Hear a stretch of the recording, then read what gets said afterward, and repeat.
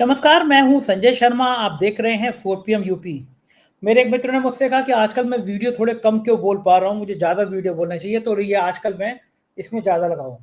ये स्वानंद किरकिरे जी देश के दुनिया के सबसे बड़े गीतकारों में से लेखक, कवि, अभिनेता। मेरे को उनका गाना वो जो है ना जिसमें आमिर खान रो दिए थे, ओरी चिरैया मोरी चिरैया अंगना में मेरा है, वो मैं छू गया था। तो मैं 4 तारीख को लखनऊ में शो करा रहा हूँ, बुक माई शो पे इसके टिकट हैं।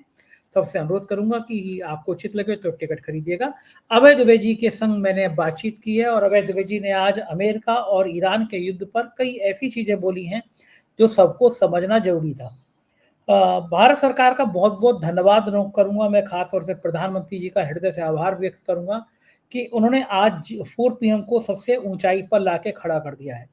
लोकतंत्र का सबसे बड़ा मंदिर सदन होता है और सदन में आज राज्यसभा में कल जिस तरह से 4 PM का मुद्दा उठाया गया, मेरा नाम लेकर कहा गया, वो मेरे लिए गौरव का पल था, क्योंकि जब लोकतंत्र की हत्या हो रही होती है और जो गोदी मीडिया खामोश रहती है, उस समय जो लोग लड़ते हैं वही इतिहास के पन्नों में योद्धा कहे जाते हैं। आप सबके प्यार के कारण 4 PM की राज्यसभा में क्या गूंजी, पहले मैं उसकी झलकी सुनाता हूँ, फिर अभय दुबे जी के पास लेके चलता हूँ। इन डकैतों के पासपोर्ट क्यों नहीं जब्त किया आपने? इन डकैतों के पासपोर्ट क्यों नहीं जब्त किया आपने? नहीं जब्त किए। आपका दिमाग क्या है? यूट्यूबर पकड़ना है, न्यूज वाले को पकड़ना है, 4 PM संजय शर्मा का बंद करना है, राजीव निगम का फेसबुक बंद करना है, मुकेश मोहन पे मुकदमा करना है। खाली आपको अपने विरोधियों का गला घोटने के अलावा दिन रात कोई काम नहीं है। तो ये थे संजय सिंह जी। आज इन्होंने पूरा सदन में 4 PM का मुद्दा गरमा दिया। चलते हैं अभय दुबे जी के पास सारी राजनीति की बातें समझने के लिए। 4 PM न्यूज नेटवर्क में बहुत बहुत स्वागत है अभय दुबे जी आपका। एक इतिहास बन गया कि जितना ये सरकार 4 PM को रोकने की कोशिश कर रही थी, सब पूरे देश की जनता के प्यार के कारण एक ना एक इतिहास बनता जा रहा है। आज राज्यसभा में भी 4 PM का मामला बहुत तेजी से उठाया गया और इस मुद्दे पे मेरा नाम लिया गया और 4 PM का नाम लिया गया संसद में। मतलब ये जो प्रतिबंध लगाना सोच रहे थे, जो बंद करने की बात सोच रहे थे, मेरा नेशनल चैनल बंद कर दिया, मेरी एंकर फिजा की रील प्रतिबंधित कर दी, मेरा फेसबुक पेज ब्लॉक कर दिया, लेकिन अब संसद में भी, राज्यसभा में भी 4 PM की आवाज उठने लगी। आपको लगता है कि ये प्रतिबंध क्या हमें नुकसान पहुंचाया या सरकार को समझ में आया कि 4 PM दबने वाला नहीं है? आपका क्या मानना है? देखिए, ये जिस क्लिप का आप ज़िक्र कर रहे हैं, संसद की कार्रवाई का ये हिस्सा मैंने भी देखा है संयोग से। आम आदमी पार्टी के सांसद संजय सिंह, जो कि सरकार की बड़ी मुखर होकर आलोचना करते हैं और बहुत ही लोकप्रिय किस्म के सांसद हैं। मेरे ख्याल से उनको तो श्रेष्ठ सांसद का पुरस्कार भी मिलना चाहिए। अगर मुझसे सिफारिश ली जाएगी तो मैं कहूँगा कि संजय जी को पुरस्कार भी मिलना चाहिए। वो ये सवाल उठा रहे थे संसद में कि किस तरीके से सरकार अपनी आलोचना करने वाले जो सोशल मीडिया के प्लेटफ़ॉर्म हैं, जो यहाँ पे लोग पोस्टिंग करते हैं या कोई कार्यक्रम चला रहे हैं, उसका दमन कर रही है सरकार। और जिनका दमन करना चाहिए दरअसल, उनकी तरफ ना उसकी निगाह है, ना उनकी तरफ ध्यान है और उनको बचाया भी जा रहा है। इसी संदर्भ में उन्होंने बड़े ही प्रमुखता के साथ में 4 PM और संजय शर्मा का ज़िक्र किया उसके अंदर। तो मुझे लगता ये है कि ये सदन की कार्रवाई में दर्ज हो गया है। सदन की कार्रवाई में दर्ज होने का मतलब होता है कि ये भारत के संसदीय इतिहास का अंग हो गया है। ये भारत के संसदीय इतिहास का अंग हो गया है कि किस तरीके से नरेंद्र मोदी की सरकार 4 PM को, संजय शर्मा का जो चैनल है, उसका दमन कर रही है, उसका चैनल उसने बंद करवाया। देखिए, आपका जो संघर्ष है संजय जी, वो एक अलग तरह का संघर्ष है और उसने लगातार सरकार से लड़ने के, सरकार की आलोचना के प्रतिमान स्थापित किए हैं। मुझे याद पड़ता है कि पिछली बार जब सरकार ने राष्ट्रीय सुरक्षा का बहाना लेकर आपके चैनल के ऊपर प्रतिबंध लगाया था यूट्यूब के ज़रिए, तो आप सुप्रीम कोर्ट में चले गए थे और वहाँ पे जब आपकी तारीख पड़ी, तारीख से 1 दिन पहले ही सरकार ने प्रतिबंध हटा लिया। तो अब वो अपने आप में बड़ी विचित्र बात थी। बड़ा ताज्जुब हुआ कि भाई कुछ ना कुछ तो सरकार को अपने लगाए हुए प्रतिबंध का बचाव करना चाहिए था। कुछ खड़ा होना चाहिए था, कुछ तो बोलना चाहिए था, लेकिन सरकार ने ऐसा कुछ नहीं हुआ। मुझे लगता है कि इस बार भी ये अदालत की तारीख पड़ेगी तो हो सकता है सरकार ऐसा ही ना करे। क्योंकि जैसे ही ऐसा कई बार कर चुकी है, आपको सोनम वांगचुक के मामले में सरकार ऐसा कर चुकी है। ये सरकार इसी तरह की सरकार है, ये प्रतिबंध लगाती है और जब उस प्रतिबंध की कोई न्यायिक समीक्षा होती है या वो किसी कसौटी भी कसा जाता है, ये गिरफ्तार करती है, मुकदमा लगाती है और उसके बाद ही सरकार भाग खड़ी होती है। तो ये है, आपका संघर्ष जारी है, हम सब आपके साथ हैं और अब ये भारत के संसदीय इतिहास का हिस्सा बन चुका है संजय सिंह के इस वक्तव्य के बाद। बिल्कुल ठीक कह रहे हैं अभय जी। और मेरे लिए तो ये गौरव की बात है कि जिस समय लोकतंत्र की हत्या हो रही थी देश में, उस समय आप और आप जैसे कई मेरे बड़े भाई मेरे साथ इस फोरम पे खड़े थे। 4PM कम से कम इतिहास के पन्नों में ये नाम दर्ज कराने में कामयाब हो गया कि हम डरे नहीं, हम झुके नहीं, सच की बात करते रहे। बात करते हैं उस विषय की जो इस समय पूरी दुनिया में सबसे ज्यादा गूंज रहा है, अमेरिका और ईरान के युद्ध की। ट्रम्प साहब की तो हवा निकल गई, कह रहे हैं कि भैया ये नाटो देश कभी अमेरिका के साथ नहीं देते थे, इस बार भी नहीं दे रहे, मैं चला, जिसको तेल खरीदना हो खरीदो, कुछ ही हफ्ते में मैं युद्ध बंद कर दूंगा। इतना ज्यादा अपमान, इतनी ज्यादा बेइज्जती अमेरिका के लोग सहन कैसे कर रहे हैं? उनके राष्ट्रपति ने तो मजाक उड़वा कर रख दी, कहीं का नहीं छोड़ा अमेरिका को। इतना अपमान कैसे किसी मुल्क का कोई राष्ट्राध्यक्ष कर सकता है? क्या लगता है आपको? देखिए, डोनाल्ड ट्रंप एक ही मुंह से लगातार दो बातें कर रहे हैं। एक तरफ तो वो ये कह रहे हैं कि हमें होर्मुज जलडमरू मध्य खुले या ना खुले, हमें इससे ज्यादा कोई खास मतलब नहीं है, और जिन यूरोपीय देशों को, जिन देशों को तेल नहीं मिल रहा है, वो जाएं अब जलडमरू मध्य खुलवाएं या हमसे तेल खरीद लें, अपना तेल का इंतजाम खुद करें, हम उनके लिए लड़ने के लिए नहीं जाएंगे। और नाटो के बारे में उनका कहना यह है कि नाटो को तो पहले भी कोई खास तरजीह नहीं देते थे, नापसंद करते थे, ये तो कागजी शेर है, और वो इस युद्ध के बाद में नाटो से निकलने के बारे में गंभीरता से सोचेंगे। और ये बात केवल दोबारा सोचने वाली नहीं है, ये बात काफी गंभीर है। इस बात को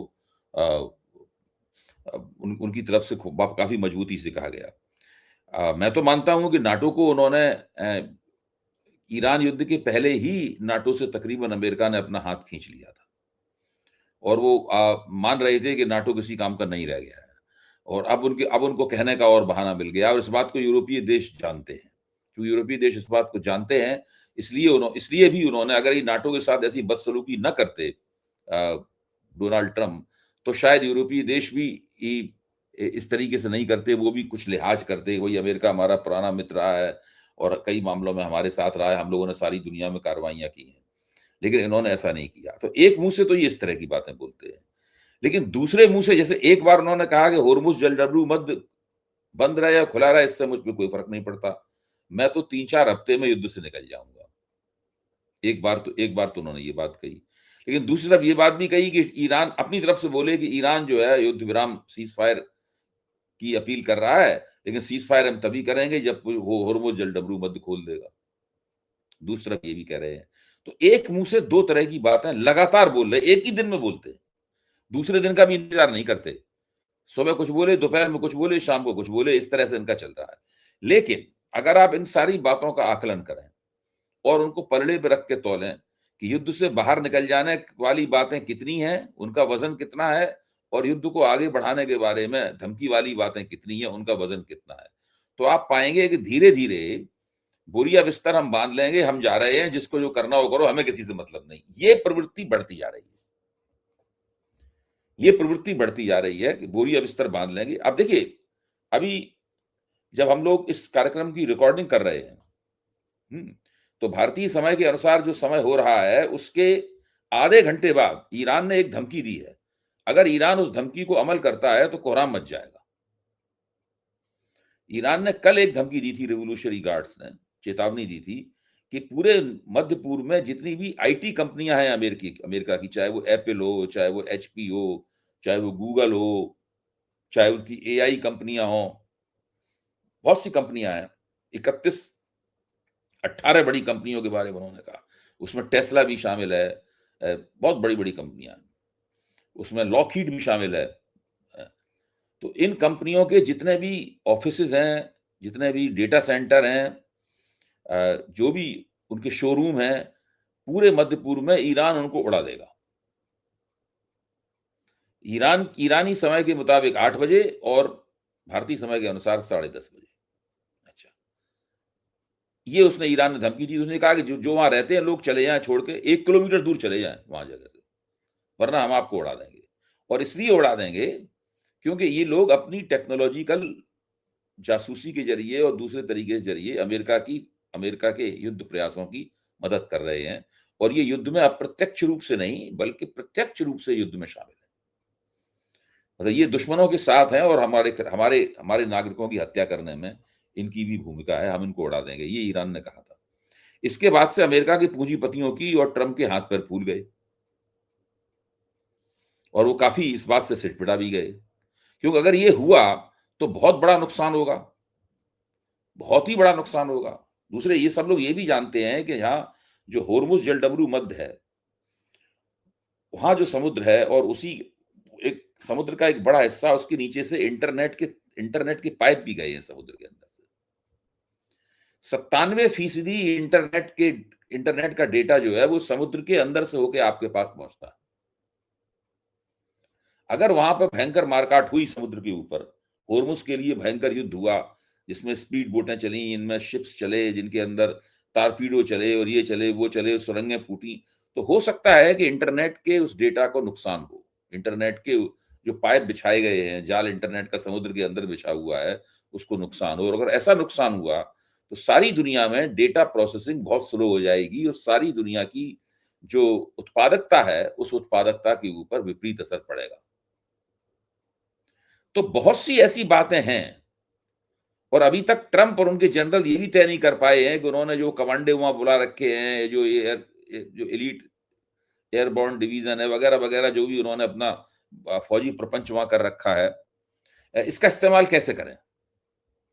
क्या ये इस तरह का थल सेना द्वारा एम्फीबियस ऑपरेशन जो है मुमकिन? ये अभी तक उनके दिमाग में स्पष्ट नहीं है। वो लोग जो आए हैं वो अपने अपने ही शिप्स में बैठे हुए, शिप से उतरे ही नहीं है नीचे, तो वो अभी तक निकल नहीं पाए हैं उधर से। कल तक ट्रंप, परसों तक ये धमकी दे रहे थे कि हम हवाई जहाज से सब चीजें उड़ा देंगे, खरग आइलैंड उड़ा देंगे, पूरा वहां का तेल पूरा उड़ा देंगे। फिर उन्होंने इस तरह का वॉल स्ट्रीट जर्नल को इस प्रकार का स्टेटमेंट दे दिया कि हम 3-4 हफ्ते में बाहर निकल जाएंगे और हवाई लिए कुछ करने के लिए है नहीं, हमने तो उनकी जो एटमी क्षमता थी ईरान की वो खत्म कर दी है, और उसको इतना पीट दिया है ईरान को कि 20-25 साल वो पीछे खिसक गया है। लेकिन दुनिया में जितनी भी ऐसी संस्थाएं हैं उनका कहना है कि इस बात का कोई प्रमाण नहीं है कि इजराइल और अमेरिका के हमलों से ईरान की एटमी क्षमता समाप्त हो गई है। ये दावा उन्होंने पिछले साल जून में भी किया था, जब उन्होंने ईरान के ऊपर 12 दिन का हमला किया था। वो दावा भी उनका गलत साबित हुआ। आज भी उसकी प्रामाणिकता संदिग्धता होगी। डोनाल्ड ट्रंप ने जितनी भी बातें कही थी कि युद्ध के हमारे ये लक्ष्य, हम ये करेंगे, एक भी पूरी नहीं हुई है। इसलिए वो अब जीत का एक काल्पनिक दावा कर रहे हैं कि हमने ईरान को ये कर दिया, वो कर दिया, तबाह कर दिया, हम उसे स्टोन एज में ले गए हैं, पत्थर युग में कर दिया है उसको, ये सब बाकी बचा है वो भी तबाह कर देंगे, यही लगातार बोलते रहते हैं। लेकिन ईरान अपनी समर नीति को सोच समझ के जो है ना वो आगे बढ़ा रहा है। सबसे पहले उसने होर्मुज को बंद किया, अब वो हूती विद्रोहियों के जरिए जो लाल सागर वाला रास्ता है उसको बंद करने की कोशिश में भी है। अगर ऐसा हुआ तो दुनिया में व्यापार का 32% हिस्सा जो है वो बंद हो जाएगा। 32% व्यापार जो है वो रुक जाएगा दुनिया का। सारी दुनिया में भट्टा बैठ जाएगा किसी भी तरह की इनकमों का, और कई देशों के जीडीपी वगैरह का हो जाएगा। पूरे घाटी का जीडीपी बिल्कुल तबाह एकदम 7% से 8% तक घाटी का जीडीपी भी गिर सकता है खाड़ी के देशों का। तो ये स्थिति है, बहुत बुरी स्थिति है। मुझे लगता है कि सारी छटपटाहट इस बात की है कि कैसे हम इस युद्ध से निकलें और बेइज्जती हमारी कम से कम हो। अच्छा, ये ट्रंप की नौटंकी खत्म नहीं हो रही। कभी कहते हैं कि अब हम कुछ ही हफ्तों में निपट जाएंगे, फिर कहते हैं आज नया उन्होंने एक तुक्का छोड़ दिया कि ईरान ने हमसे कहा कि सीज फायर कर लीजिए, ईरान समझौते को तैयार है। ईरान ने तुरंत कहा कि ये सब फालतू की बातें हैं, हमने कहीं कुछ नहीं सीज फायर की उम्मीद करी, युद्ध हम ही खत्म करेंगे। ये ट्रंप जो ये इस तरह की फालतू की बयानबाजी करते रहते हैं, ये ट्रंप की शैली है। मैंने कल भी कहा था कि ये एक तो साइकोलॉजिकल वार वो चलाते हैं, जो ताकतवर आदमी सोचता है इस तरह की बातें करने का अधिकार केवल उसी के पास है, वो दूसरे की साइकोलॉजी को प्रभावित कर सकता है। ये बात सही है कि अमेरिका बहुत शक्तिशाली है, अमेरिका के पास बहुत पैसा है, अमेरिका चाहे तो अभी 5-6 महीने साल भर इस युद्ध को चला सकता है। मैं बिल्कुल इसको वो नहीं मानता। अगर एक बार ट्रंप अमेरिका ये सोच ले कि हमें ये युद्ध चलाना है हर तरह से, तो फिर आप कितना भी अमेरिका का नुकसान हो जाए, अमेरिका चला सकता है। अमेरिका ने कई देशों में 10-10, 12-12 साल, 20-20 साल भी युद्ध लड़ा है। अमेरिका 10-10 लाख लोग अमेरिका के लड़ते रहे। मैंने वियतनाम का कल आपको उदाहरण भी दिया था। ऐसे भी लोग, ऐसा भी हुआ है। तो अमेरिका कर तो सकता है ये, लेकिन प्रश्न ये है कि क्या वो करेगा, क्या उसे करना चाहिए और क्या वो करेगा। मेरा मानना है कि ना तो उसे करना चाहिए और ना वो करेगा। इससे पहले अमेरिका ने जितने भी युद्ध लड़े हैं, वेस्टर्न यूरोप हमेशा उसके साथ रहा, पश्चिमी यूरोप। ये एक ऐसा युद्ध है इसमें पश्चिमी यूरोप ने उसका साथ देने से इनकार कर दिया। भाई अमेरिका ने पश्चिमी यूरोप ने मिलकर द्वितीय विश्व युद्ध लड़ा था। आज द्वितीय विश्व युद्ध की बात बहुत पुरानी हो गई है, उसकी याद लोगों के दिमाग में भी नहीं है। नई पीढ़ी तो उसके बारे में कुछ सोचती ही नहीं। मेरा मानना यह है कि आज द्वितीय विश्व युद्ध अमेरिका के साथ नहीं है, और जो खाड़ी के देश हैं वो भी इस युद्ध के बाद अमेरिका के साथ पहले की तरह नहीं रहेंगे। और ये एक बहुत बड़ा नुकसान है जो डोनाल्ड ट्रंप की वजह से अमेरिका को झेलना पड़ा है। और अमेरिका इन दोनों इलाकों का नेतृत्व खोकर, दरअसल अमेरिका के विश्व प्रभुत्व में इस युद्ध के बाद काफी बड़ी कटौती दिखाई पड़ेगी। उस डर किस बात का है? उस कटौती की भरपाई करने के लिए और ये दिखाने के लिए कि हम अभी भी 30 मार खा हैं, भले हमने मक्खी एक भी ना मारी हो, लेकिन अभी भी हम 30 मार खा हैं, तो अब वो क्यूबा के ऊपर टूट पड़ेंगे और इस तरह की बातें भी कर रहे हैं। लेकिन सोवियत संघ ने आज वहां तेल भरा जहाज भेजकर बता दिया है कि वो क्यूबा की मदद करेगा। वो तेल भरा जहाज वहां पहुंच भी गया। अच्छा, हवा खराब हो रही है। ईरान ने बुल्गारिया को धमकी दी कि बता रहे हैं इस्तेमाल मत करने दो अमेरिका के फौज को, एयरपोर्ट को। पहले का टाइम होता तो बुल्गारिया जवाब नहीं देता, लेकिन ईरान के इस समय डर के मारे बुल्गारिया ने तुरंत सफाई दे दी कि नहीं भाई, हमने इस्तेमाल नहीं करने दिया। जो सऊदी का हाल किया है ईरान ने, उससे कम से कम ये देशों को, बाकी देशों को समझ में आ गया कि अमेरिका जो चाचा चौधरी बनता है, ये तो खुद की नहीं संभाल पा रही, हमारी क्या संभालेगा। तो जो एक फ्रेम था, वो फ्रेम तो तोड़ ही दिया ना ईरान ने। बिल्कुल तोड़ दिया। और देखिए, सबसे बड़ी बात यह है कि ईरान के पक्ष में भूगोल भी है, और भूगोल ऐसा विकट भूगोल है जिसकी वजह से ईरान के ऊपर, एक ही बार ईरान के ऊपर शायद विदेशियों ने कब्जा किया है। जो सिकंदर की फौजें जब आई थी तो उसने ईरान के राजा को हरा के, यूनानियों ने वहां कब्जा कर लिया था। ईरान पे सिकंदर ने हरा दिया था, ने फारस के ऊपर कब्जा कर लिया था। लेकिन आमतौर पर ईरान के ऊपर कब्जा करना बहुत मुश्किल बात। दूसरे, जो पूरा मध्य पूर्व है वो एक ऐसी जगह है कि आपको दुनिया में कहीं भी जाना हो, आपको मध्य पूर्व के ऊपर से उड़ना होगा। अगर वो एयर स्पेस बंद कर देंगे तो आपका जहाज नहीं जा सकता। कुछ भी कीजिए आपको, या फिर बहुत लंबा चौड़ी फ्लाइट लेनी पड़ेगी, बहुत महंगी फ्लाइट आपको पकड़नी पड़ेगी, बहुत मुश्किल, बहुत समय लगेगा आपको उस फ्लाइट में। इसी तरीके से पूरी दुनिया की एनर्जी जो है ना, वो मध्य पूर्व से ही फ्लो होती है। भाई देखिए, एक जलडमरू मध्य जो है, जिसको होर्मुज कहते हैं, जो आजकल विवादों के केंद्र में है, 20% तेल और 20% गैस उससे जाती है। फिर लाल सागर वाला जो जलडमरू मध्य है, उसको भी आप जोड़ लें आप, तो 13% वहां से जाती है। दोनों मिला के करीब 32%, दुनिया की 32% एनर्जी जो है वो इसी क्षेत्र से निकलती है। और ये दोनों क्षेत्र जो है वो खाड़ी में ईरान ने ऐसे होर्मुज को ब्लॉक कर दिया, उसी तरीके से हुती विद्रोही जो हैं यमन के हैं, वो उसको वहां ब्लॉक कर सकते हैं, लाल सागर वाले रास्ते को।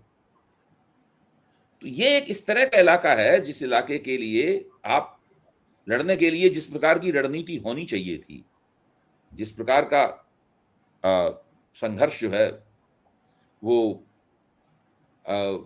योजना बनानी चाहिए थी अमेरिका को, और जिस तरह की पेशबंदी करनी चाहिए थी, वो उन्होंने नहीं की। उन्होंने सोचा कि हम, क्या नाम रखा था उन्होंने, फ्यूरी, कौन सी फ्यूरी थी, एपिक फ्यूरी। हाँ, एपिक फ्यूरी बहुत ही मतलब जबरदस्त किस्म के आवेश और क्रोध के साथ एक रौद्र हमला करके हम एक पल में सबको छिन्न भिन्न कर देंगे। एपिक फ्यूरी, हम 2 दिन से 4 दिन से लेकर 7 दिन के भीतर सब कुछ तबाह बर्बाद कर देंगे और ईरान अपने घुटनों पे आ जाएगा। ये जो, और ये हो नहीं पाया, इससे ट्रम्प साहब की फजीयत हो गई, आपके चचा ट्रम्प की फजीयत हो गई। तो ये हो गया है, और बहुत मुश्किल है बिना प्रतिष्ठा को खोए हुए इस चक्कर से ट्रम्प का निकलना। ट्रम्प ने खुद ही बनाया है चक्कर ये अपने। अच्छा अभय जी, चक्कर तो बन गया, फंस तो गए। अब अगर कंप्रोमाइज नहीं करते तो नाटो के देश तो किनारा कर लिए, उन्होंने कहा भैया तुम अपना रायता समेटो, हमसे मतलब है नहीं। होमज स्टैप बंद है, जहाज ईरान के बिना टोल टैक्स के बिना आएंगे नहीं। अमेरिका के लाखों करोड़ों लोग सड़कों पे आ गए हैं, ट्रंप का विरोध कर रहे हैं। आप अगर ट्रंप की जगह होते तो आप क्या करते? आपके सामने परिस्थिति आ जाती, थोड़ी देर को मैं मान लूं कि अवैध जी अमेरिका के राष्ट्रपति हो गए, अब आप क्या करते? भाई पहले तो हम ये कहते हैं हम बिना अपनी संसद की मर्जी लिए हुए युद्ध चालू ही नहीं करते। नहीं मान ली हो गया, अब आज की परिस्थिति में आप क्या कर सकते हैं? नहीं तो हम आज की परिस्थिति में हम युद्ध विराम की घोषणा करते हैं अपनी तरफ से, युद्ध विराम की घोषणा करके वार्ता की बेच तैयार करते। बेइज्जती नहीं होती? बेइज्जती होती। अब सवाल ये है कि ये क्या इनकी बेइज्जती पहली बार हो रही है क्या? इनकी बेइज्जती वियतनाम में हो चुकी है, इनकी बेइज्जती अफगानिस्तान में हो चुकी है, इनकी बेइज्जती इराक में हो चुकी है, इनकी बेइज्जती सीरिया में हो चुकी है, इन सब जगहों पे इनकी बेइज्जती हो चुकी है। अमेरिका ने बहुत बेइज्जतियां करवाई हैं अपनी, और ये बेइज्जती करवाने में कुशल हैं। इसलिए कुशल हैं कि सारी दुनिया में बेवजह अपने रुतबे को बढ़ाने के लिए हमले करते हैं, सारी दुनिया के ठेकेदार बने घूमते हैं। भाई बड़े से बड़े गुंडे का भी एक इलाका होता है, अपने इलाके के बाहर गुंडा ही नहीं करता, वरना वहां से जूते खा के वापस आना पड़ता है उसको। अगर कोई बड़ा से बड़ा गुंडा होता अपने इलाके में तो शेर होता है, लेकिन दूसरे के इलाके में चुपचाप निकल जाता है। जो दिमाग खराब जो हो जाता है उनका, जो शराब पी के दूसरे के इलाके में घुस जाते हैं, वहां से पिट के फिर वापस आते हैं। यही हुआ है डोनाल्ड ट्रंप के साथ में। वेनेजुएला इनका इलाका था, वहां के राष्ट्रपति और बीवी को उठा लिया, उसकी कुछ नहीं हुआ इनका, एक और रुतबे में आ गए, 2 घंटे में कर दिया। उसी में दिमाग खराब हो गया, इधर भी आ गए, दूसरे के इलाके में आ गए, यहाँ से जूते पड़ रहे हैं। अच्छा ये चूक कैसे गया? ईरान की जो ताकत इतनी है, ये अमेरिका की खुफिया एजेंसी इजराइल तो बड़ा इतराता था, मोसाद से बड़ा कुछ नहीं, ये सब चूक कैसे गए? ये इस तरह की गलतियां सबसे होती हैं, बड़े बड़े लोगों से हुई हैं। मुगालता, बहुत बड़ा मुगालता। सही बात है। हाँ, और ये मुगालता लेडूगा, बहुत बड़ा मुगालता। और जिस तरह का ये आदमी है उसमें इस तरह की गलतियां होती भी हैं। अपने आप को जो ओवर स्मार्ट समझते हैं ना, ज्यादा स्मार्ट समझते हैं, वो इसी तरीके से मात भी खाते हैं। ठीक बात है। लग भी रहा है कि जिस तरह से ट्रंप की बेइज्जती पूरी दुनिया में हो रही है, भारत के भक्त लोग तो बड़े खुश हैं कि बहुत मोदी जी की मजाक उड़ाते थे, फंस गए तुम अब खुद भी।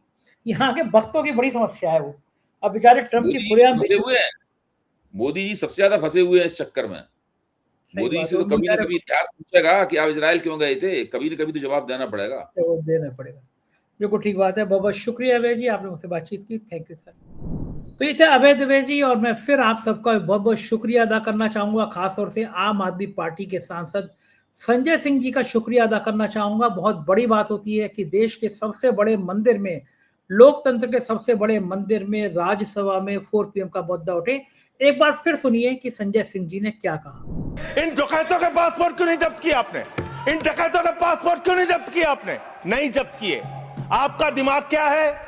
यूट्यूबर पकड़ना है, न्यूज वाले को पकड़ना है, 4 PM संजय शर्मा का बंद करना है, राजीव निगम का फेसबुक बंद करना है, मुकेश मोहन पे मुकदमा करना है। खाली आपको अपने विरोधियों का गला घोटने के अलावा दिन रात कोई काम नहीं है। तो इधर संजय सिंह जी, और सदन में ये मुद्दा उठ गया कि 4 PM झुकेगा नहीं। पिक्चर आई थी ना पुष्पा, रुकेगा नहीं, तो संजय शर्मा रुकेगा नहीं, क्योंकि इतने लोगों का प्यार है। शुक्रिया आपके प्यार के लिए, थैंक यू।